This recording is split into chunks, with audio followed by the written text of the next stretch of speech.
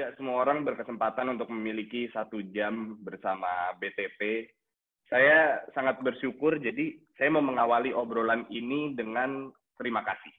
Terima kasih udah mengubah kota ini, terima kasih udah menjadi tegas, terima kasih udah berani melawan ketidaknyamanan dengan logika, terima kasih sudah memaafkan. Nah, dulu ketika saya bekerja sebagai wartawan nih Pak, dulu saya wartawan. Salah satu pekerjaan pertama saya adalah liputan 411, 4 tahun lalu. There was so much anger di momen 411 itu, 4 November. Were you a scared man in 2016, Pak? Ngomongnya nanti salah lagi saya. Jujur aja gitu ya. Iya. Waktu terjadi demo segala macam, saya di rumah betul-betul saya bisa tidur. Oh gitu? Iya, memang ada aparat minta saya harus diungsikan waktu itu. Ada ibu saya semua.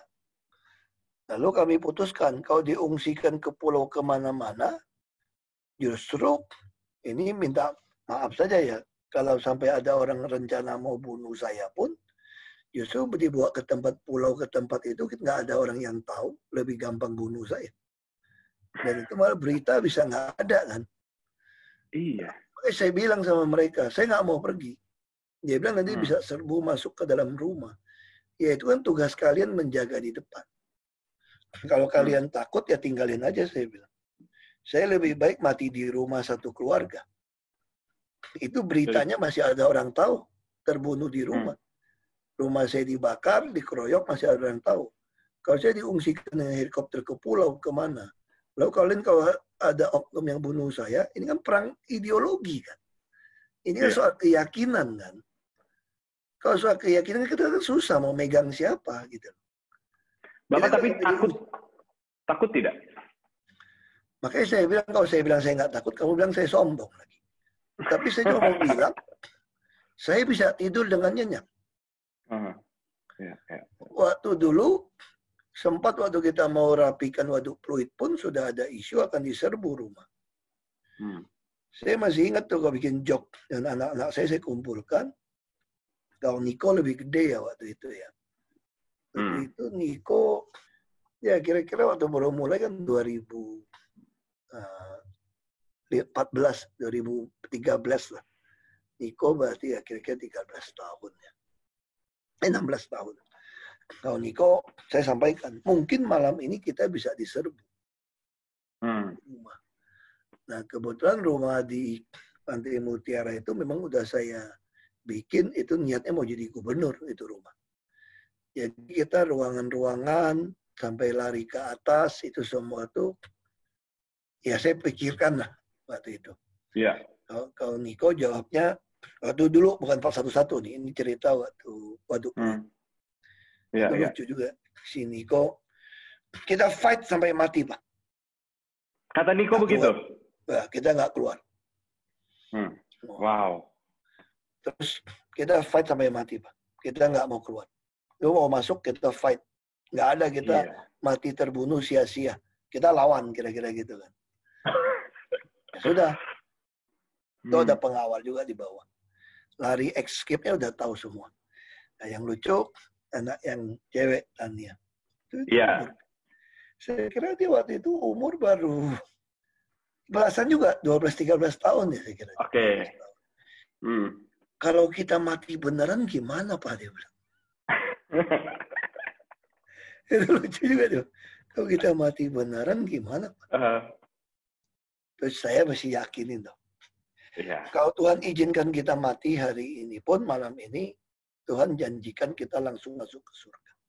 Oh Daud yang nyelutuk yang lucu. Betul. Dia langsung bilang, dia waktu itu baru umur berapa ya? Dia 8 tahun atau ya kira-kira gitulah 8 tahun Pak. Dia bilang,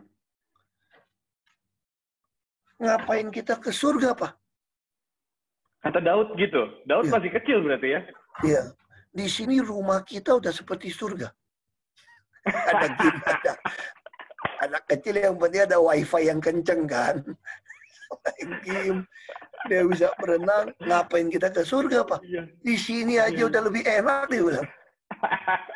berarti ini kondisi rumah tuh saling menghiburkan ya, meskipun di momen yang Iya, aku pikir lucu pahit. juga dia jawab kayak gitu kan. Nah, makanya begitu kasus menghadapi 411, Betul. saya bilang sama aparat, itu tanggung jawab kalian. Kami sekeluarga tidak mau pergi. Ibu saya bilang, apapun terjadi kita dalam rumah. Jangan keluar. Mau mati terbunuh pun dalam rumah aja matinya. Supaya dunia akan mencatat kan. Kalau kamu hilang nggak ada yang tahu loh. Orang bisa fitnah macam-macam. Bisa bilang kamu kabur, bisa bilang kamu tenggelam, bisa macam-macam versinya. Dan orang nggak tahu. Tapi kalau kamu di rumah tidak keluar, terjadi baku tembak dalam rumah, terjadi kebakaran satu rumah, satu komplek dong. Kalau rumah saya kebakar, pasti komplek kebakar dong. Media juga ada sorot, media juga akan datang bahwa rumah saya diserbu, gitu kan. Ya itu pasti ada mayat lah. Berarti strategi itu ya?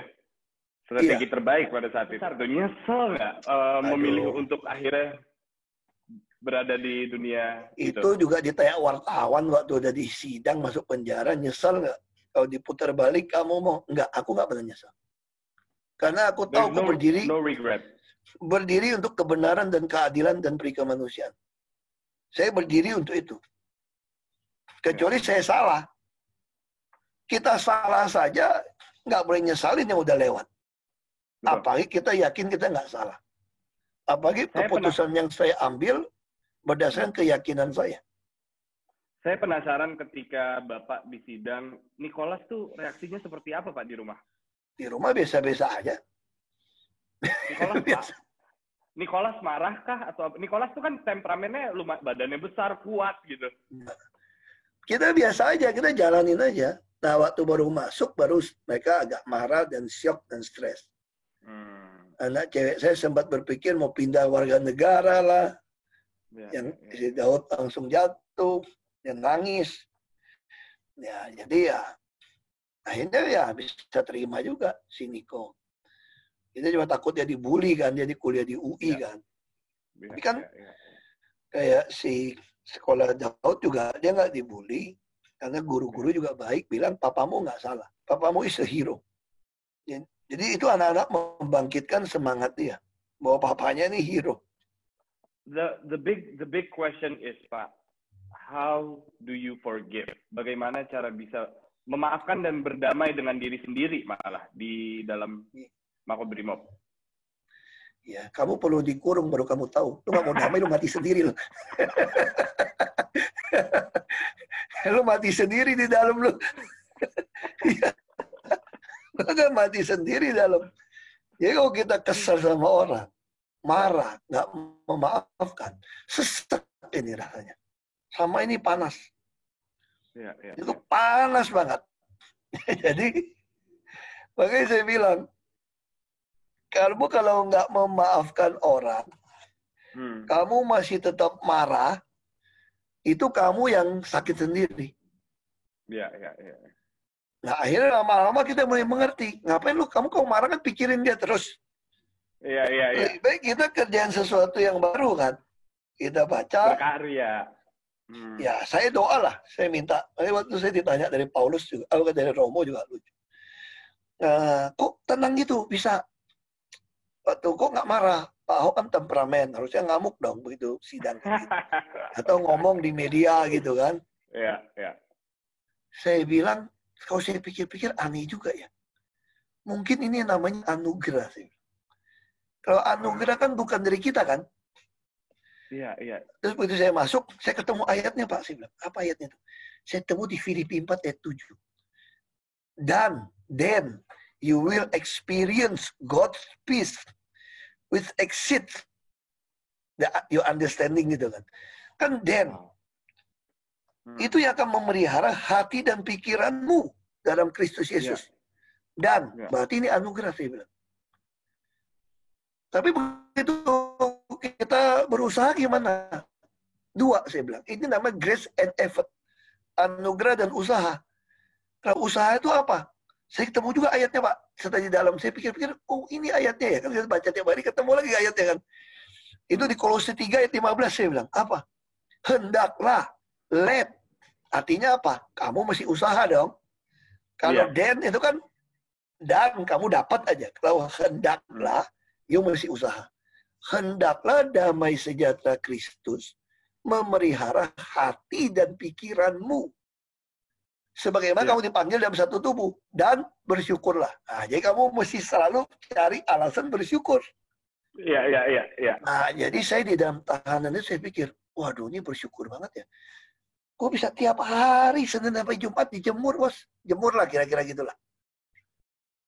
Terus tiap hari bisa olahraga. Tiap hari tidur 8 jam. Jam 10 malam wajib tidur kan. Makan tepat waktu. Makan tepat waktu. Sebelum jam 6 selesai makan. Jadi jam 10 tidur, 4 jam kosong perut kita. Wah, agak-agak one pack, tapi lurus lah nih perut sekarang. Gara-gara gitu kan. Saya penasaran deh, Pak. Ini mungkin pertanyaan bodoh. Cuman, apa sih, Pak, yang dikangenin dari penjara, Pak? Ada atau nggak ada? Nggak boleh itu. Saya belajar satu hal dalam penjara. Apa? Kalau kamu mikir di luar, kangen sesuatu, stres kamu. Jadi kamu kalau di dalam, mesti pikirin semua yang baik-baik, yang manis-manis di dalam. Itu kalau nggak salah tuh, di Filipi 4 ayat 8 tuh kalau nggak salah tuh. Semua yang manis, semua yang suci, semua yang benar, semua yang disebut kebajikan dan layak dipuji, pikirkan semua itu. Kita mesti punya dunia sendiri. Iya. Nah, apa lakukan di dalam? Waktu. Astaga, 24 jam mah sama kali detak jam itu. Tapi di dalam itu 1 jam itu lama loh. Lama ya? Lama jalannya tuh nggak. Lihat kalender meja itu. Waduh, nyoretnya lama banget lewat seminggu.